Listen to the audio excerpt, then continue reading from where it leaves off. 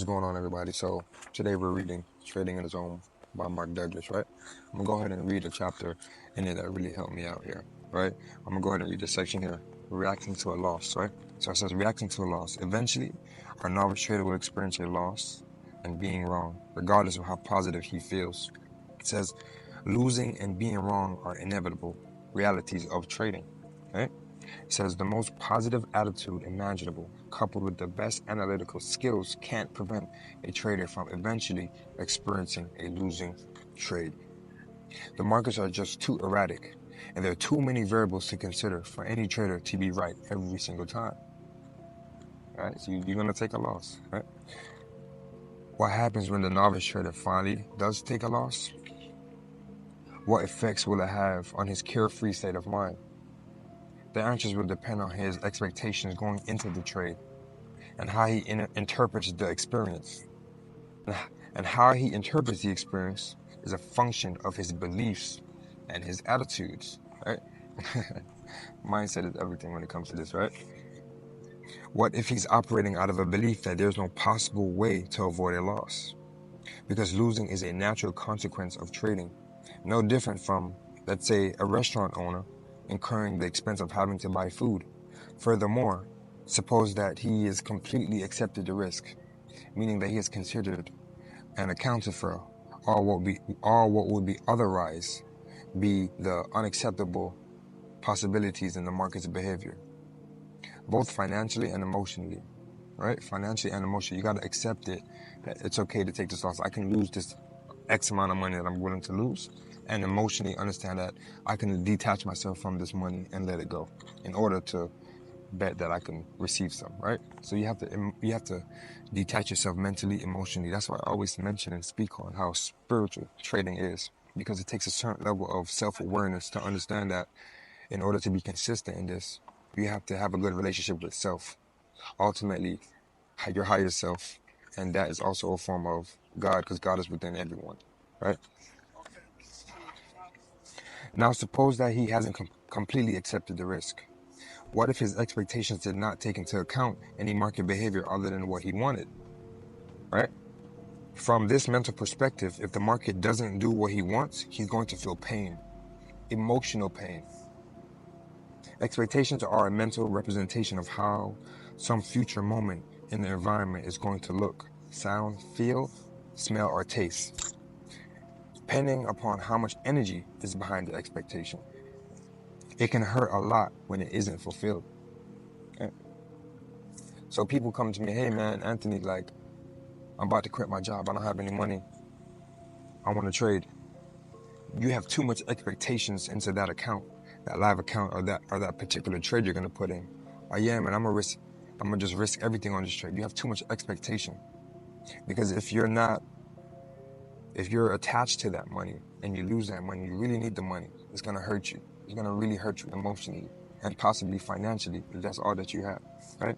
So you ever see people on the journey that's been trading for a few years and they always flip accounts, 500 to 1,000, 1,000 to 10,000, 20,000. It's because they emotionally disconnected themselves from the money, because they may have needed it, but they've told themselves and conditioned their mind to realize that we're not attached to it. And by not having that attachment mindset to any money that you have in life, it's able to flow more abundance to you, because you have the mindset of scarcity, of lack. You got to understand the world that we're living in is a projection of our thoughts. So if you're putting out projecting thoughts of lack, saying that I need this money, and you're scared to let it go, you're going to get that energy back. So you got to understand the world that we're living in is all vibration and frequencies and energy, right? So this is me interpreting that from the book, right? All right. It says, of the two different perspectives I just described, which one is likely to be held by our novice trader? The later, of course. It says, the only very best traders have acquired the perspective described in the first scenario. And, as I indicated in chapter 1, unless the very best traders grew up in successful trading families or had super traders for mentors, this is a form of mentorship here, right? Where appropriate attitudes about risk and loss were instilled in them from the very beginning of their careers. So if you're a newbie trader and you're watching this, take this in. This is gold. If you're an experienced trader and you're watching this, You know exactly what I'm talking about. But the only thing about that is you have to really redesign yourself because you've learned all the wrong things. Now it's time to relearn it the right way. That's why you're on your second year, your third year, your fourth year, and you're probably just now starting to grasp it because you went sidetracked the first few years and now you're finally getting back on the right track through this video here. So if you're here, you're still here, kudos to you. Right? So it says, someone that grew up in trading families that had traders to teach them as mentors. It says where appropriate attitudes about risk management and loss were instilled in them from the very beginning of their careers. Virtually every one of them had the common experience of losing one or more fortunes before they realized how they needed to think in order to become a consistently profitable trader. It's a fundamental shift in attitude that accounts for their success, not some brilliant realization about the markets. Like you found this magic strategy. That's why I don't resonate with people when they make their strategy super complicated. Trading is supposed to be kept simple. You're the one that's complicated. Look in the mirror. You overcomplicate everything. So us as humans and individuals, the more complicated we make our life, the more complicated it'll be. The simpler we keep our life, the more peace and prosperity we'll have. Right? It's a fundamental shift in attitude that accounts for their success, not some brilliant realization about the markets, as most people erroneously assume. Since this erroneous assumption is prevalent amongst traders simply because very few of them really understand at the deepest level just how critical a component attitude is in determining one's success. Your attitude is very important in this industry and in life. That's why I love trading. Trading teaches you about life, not only trading, but in life, because it teaches you to go within. We can safely assume that after a loss, our novice trader will be in a state of emotional pain. We've all been there, right? As a result of his trading will take on a whole new quality. He'll definitely lose that carefree state of mind. Like, I don't care. You ever had that time where you're just like, man, I don't care, but I'm done, right? A carefree state of mind, but more importantly, he would feel that the market did this to him, right? You feel like a victim, right? So the market caused him to feel the pain that he's experiencing. The market took away his winning feeling by subjecting him to a loss, right? As society, we're all taught this victim mentality. But in order to trade, you get into trading, you know what you're getting into. You got to redesign your whole life, man, to be successful. You're going to make a little money one time, two times, but to consistently make money, you got to redesign your whole life, bro. It says, notice how our trader is blaming the markets for losing or what he didn't get. Lack of accountability, right? Teaches you accountability too. It says, notice too how natural it feels to notice how natural it feels the way he does. It's natural to feel this way. It's natural to not have accountability in today's society, right? Market for losing what he didn't get. Notice how natural it feels. Okay, it says, think about how many times in our lives, especially as children, he's going into your childhood. You see how deep you get? He's going into your childhood because we're grown-ups that haven't healed from certain things that may have happened in our childhood, right? And you just want to trade, right? You didn't know you had to get into all of this, right? Especially as children. We were doing something we really enjoyed, like playing with our toy or with our friends, and someone with the power, like your mom or your dad, right?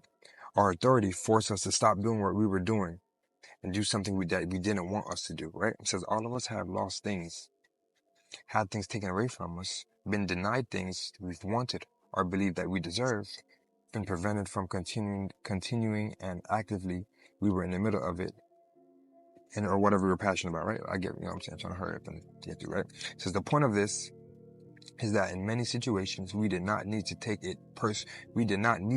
personal responsibility for what happened to us or for the pain that we experienced. Think about this. Everyone as a child had a toy that they were playing with, or they were outside with their friends or something. Your parents said, come inside, you stop going from, come inside, the street lights coming on, or something, or whatever the case may be, a toy, something taken away from you. You felt powerless. You felt like somebody did something to you. And you look around your day-to-day life. Look at people that you see around you on a daily. People think like grown people think like this. Like, oh, I couldn't go to my mom's this or this because my boss, accountability. You're a grown man. You are a grown individual and you still have to answer back to another person. Lack of accountability. That's why it's important to make sure your finances are straight. That's why I fell in love with trading too. But I don't want to get too sidetracked. It says we didn't need to take personal responsibility for what happened to us or for the pain we experienced because we were powerless to do anything about it. We didn't choose to be forced out of the state of joy or happiness into a state of emotional pain. The decisions was out of our hands, against our will, and usually quite abrupt. Even though we may have been told we were responsible for what happened, what was happening to us, we may not have believed it or understood what that meant. What's tangible and what we can do, mostly easily related to it, is that we were having fun, or what we could relate to it as we were having fun, and someone or something took that fun away from us, right? And into pain. This wasn't our choice. The cause of our pain came to us from the outside. Therefore, whatever forces acted upon us is that that moment was to blame. We learned not only that the feeling of good can be instantly replaced by a feeling with bad through no fault of our own, no accountability, we also learned about betrayal. We felt betrayed because many of these situations were completely unexpected or unanticipated, meaning we were unprepared for how some people in our lives had the potential to behave. If their behavior caused us to flip into a state of emotional pain, then we quite naturally would have felt betrayed. A side note, I feel it's important to say that many of our past emotional, painful experiences were the result of well-meaning parent, teachers, and friends, many of them whom only knew what they believed at the time was best for us. And the best example is a child playing with a toy that is inherently dangerous. To take the toy away and the child starts to cry and express emotional pain of what he's experiencing. And if you're dealing with this at a very young or immature child, it's a likelihood that he will not listen to anything reasonable that we say about why he cannot play with the toy. But at the same time, many people are born into immature and unreasonable parents, or encountered emotionally disturbed teachers, coaches, employees who subconsciously or intentionally inflict their personal problems onto anyone they perceive as having less power. What's even worse is as many of the people who have the tendency towards victimizing others are also clever enough to do it in a way that makes their victims believe they're causing their own pain. Kind of like some narcissistic stuff, right? But it gets deep. This book is really on psychology, right? In any case, whether our painful experiences are the result of an act of love or intentionally inflicted in something, each of us will have determined that for ourselves, right? So we still feel the same emotion when you lose a trade. We still feel the same emotion just as if our parent took a toy away from us or a knife out of our hand as a kid. We still feel the same thing. But they're two completely different intentions. The parent took the knife out of your hand, you didn't understand, or something dangerous out of your hand as a child because it's for your best interest. And then you lost a trade because you know you need the money, but you still felt the same amount of pain and turmoil inside, right? So it's going back to the way you think, your attitude, and your perception, right?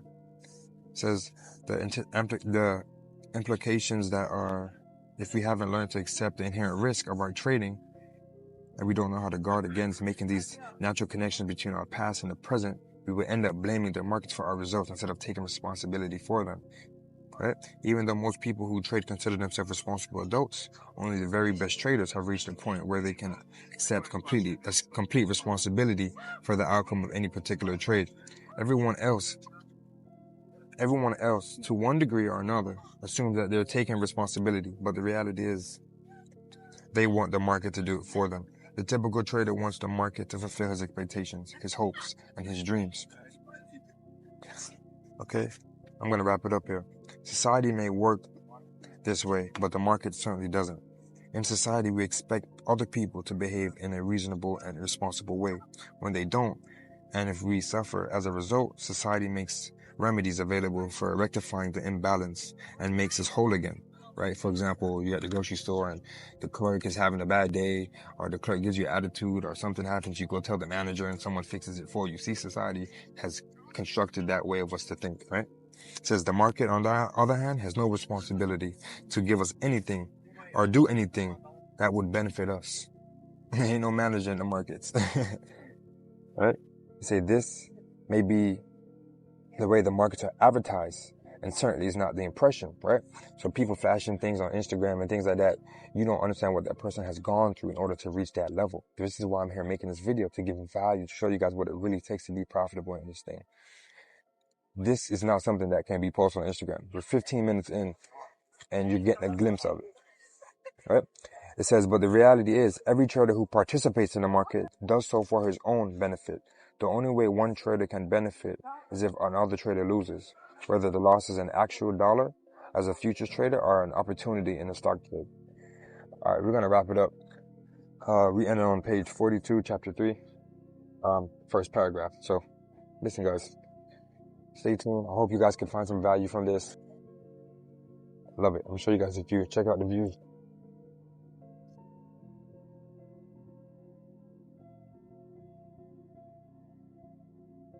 Beautiful day. Beautiful house too.